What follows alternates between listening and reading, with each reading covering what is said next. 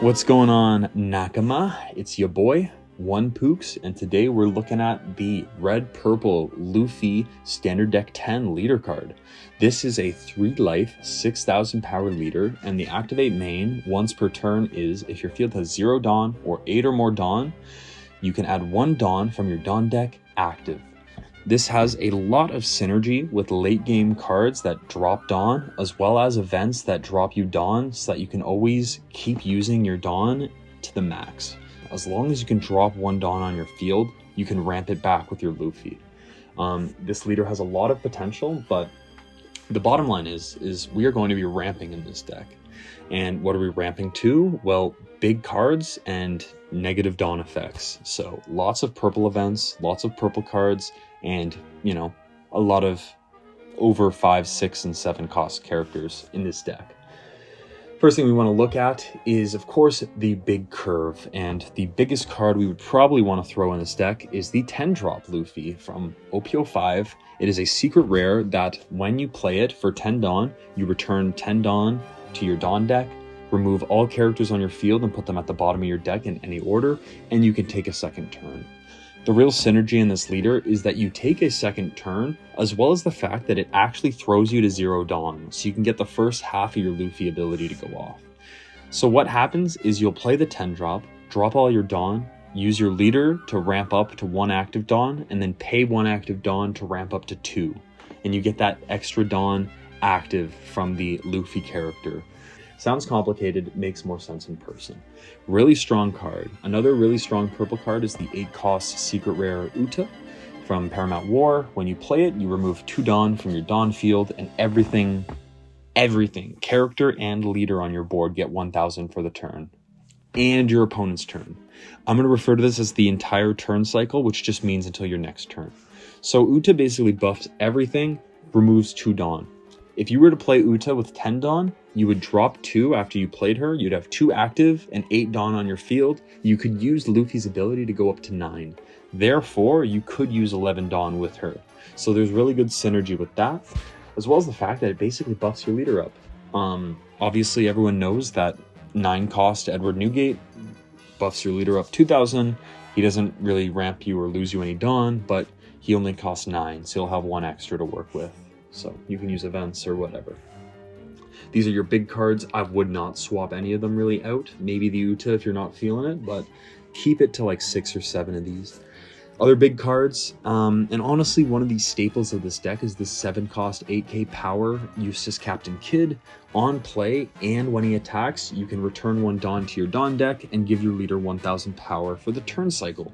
So once he hits the board, your leader is a 7k leader, basically. As long as it doesn't get removed, like after the turn it's played immediately, you will be a 7k leader for 2 turns. As well as the fact that you will always have the option with this card to return 1 Dawn to your Dawn deck and therefore ramp up 1 Dawn with your leader. So with him, you are an 11 Dawn leader with 7k power. Insane synergy. Another really strong card for this is the 5-cost Miss All Sunday, because on the opposite side of this game is the early game, so you really want to find a way to get up to 8 Dawn. If you play on the odd curve, Miss All Sunday brings you back to the even curve, and it'll draw you a card. So that when you're on your 4th turn, you will for sure be at 8 Dawn. You won't have to worry about ramping up. You will be at 8. Do not worry. She's really good. She doesn't have a counter, but it's okay. The next type of cards we need to look at are Dawn Advantage cards. These are our ramp cards. These are how we're going to keep our Dawn up, and basically what we want to see in our starting hand. First things first, and it is the staple card, basically the card made for the leader, and it's Zoro, the right-hand man. I know Oda never said that about Zoro and Luffy, but one of your deadly trio is Zoro, and he basically will give you a Dawn active when you attack, so long as you have 3 or less life. And lucky enough, your leader starts with 3 life. So no matter what, you will always gain 1 Dawn when you swing with Zoro. Unless you're playing yellow and they somehow bumped you up to 4, but I wouldn't worry about ramping at that point in the game. This card is great. You put 1 Dawn on it to make it a 5,000 swinging character, and he'll give you 1 active Dawn back. So he's a free 5k swinger, or he's just ramp if you swing with him for 4k for some trade or just for fun, because you can do that. The next card is Eustace Captain Kidd. He's good because he actually just prevents you from losing Dawn. And what I mean by that is if you were to drop any Dawn minus X, he will return 1 Dawn active. So lose 2, well, you're actually only losing 1 because 1's coming back active. So as long as you can pay the Dawn effect, you will gain 1 back. Some other cards in the same sense are these ramp cards. Miss Doublefingers a 2k counter on play, trash a card, ramp a Dawn. Sasuke is a 3-cost 2k counter. His is when attacking with 1 Dawn, you trash a card, ramp a Dawn. And then you have Polly, which Polly is kind of like the next level of Miss All Sunday. Like if you missed Miss All Sunday, you're fine, because at 7 Dawn you can Polly, pay 2, get 1 active Dawn, KO a 4-cost. You'll be at 8 Dawn because you had 7 Dawn, and then you can ramp up to 9 with your leader ability. So it's a really cool sequential character. It basically kills a 4-cost, ramps you up to 8, then you go to 9. So you go from 7 to 9 in 1 turn, and then you kill a 4-cost, which is just ridiculous. And then we also have Jean Bart, who, if you don't have Miss All Sunday, honestly not a bad substitute. You need to have 5 Dawn to ramp with him because you have to pay 1, and then you gain 1 active. So as you can see, these big cards, some of these ramping effects are leaving like 1 or 2 Dawn active, as well as the fact that they're boosting us up to like 7 or 8,000 power for the turn cycle. So the question is with this deck, how do we, get really good synergy with our leader? We're already up 1,000. We tend to boost ourselves up even more. What kind of events or, special cards can we run that would basically have a really good value in this deck? The first one I think of is Weakness is a Sin, OP04 event, and you basically pay 1, return 1 Dawn to your Dawn deck, and your leader gets 1,000 power for the turn as a counter event. So this will boost you up even more, make you even harder to hit on a turn where maybe your opponent's trying to close out.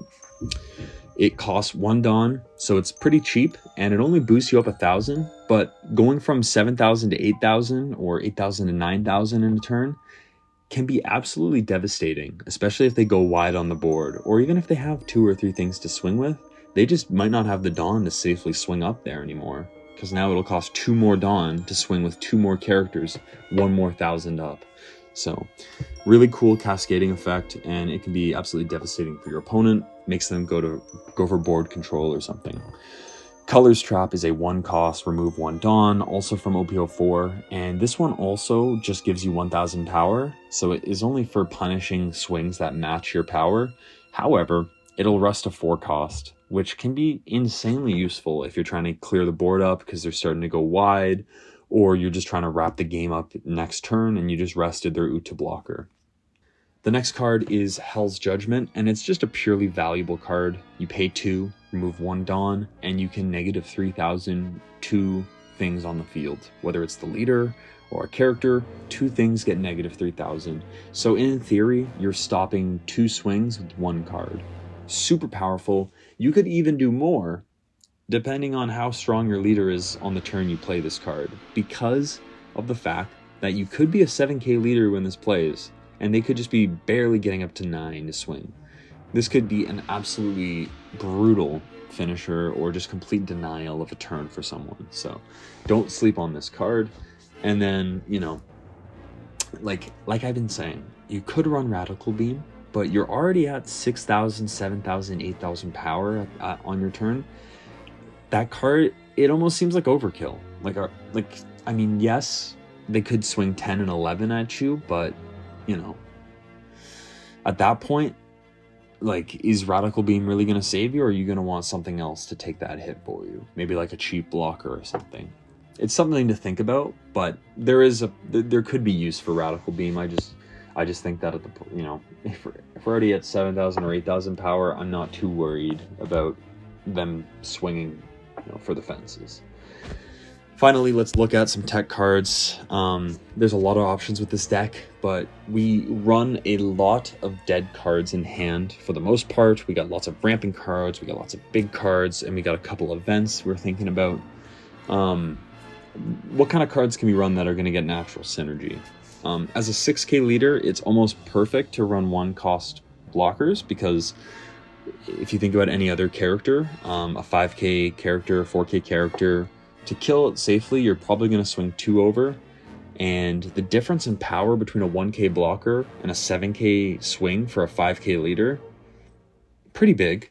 But if your Luffy's at 7k power and they swing 9, well, a 9k swing getting blocked by a 1k blocker, a lot different. So just the fact that Chopper and your leader have such a bigger power difference makes this card even better, because it can literally stop a 10k swing more often than it would in any other deck. Most other decks, you're going to be blocking 7ks, 6ks, whatever, protect something valuable. But in this, you're going to be stopping huge swings with this card. So huge potential for value, but obviously your opponent can easily counter this card if you play it too early. Just give them a free card to KO. But Lim seems super useful on paper. Basically a mini Hell's Judgment, blocks a character, and then negative 2000s if she gets KO'd. Basically, if they remove it without bottom decking it, you can deny a swing. Like I said, you're at 7,000 power, you're at 8,000 power. Lim will drop something by 2,000 power, basically forcing them to pay 2 more Dawn just to get up there and hit you again. So it seems useful, but with all the blue in the meta, I think it's probably just a wasted Dawn.